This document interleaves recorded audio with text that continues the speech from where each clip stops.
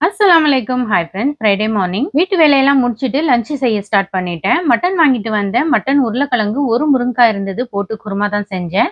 Kurma video நெறைய போட்டிருக்கேன். என்னுடைய லிங்க்ல போய் பாருங்க. நெறைய பேர் கேட்கிற கேள்வி, நீங்க அடிக்கடி நான்வெஜ் செய்றீங்கன்னு கேட்கிறீங்க.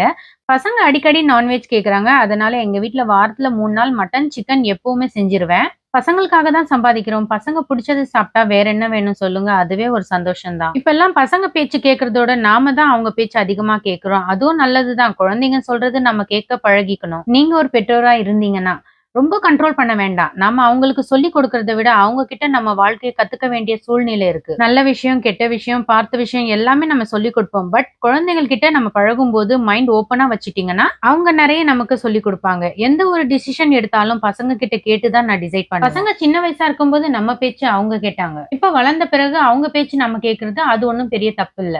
என்ன நான் சொல்றது சரிதானே?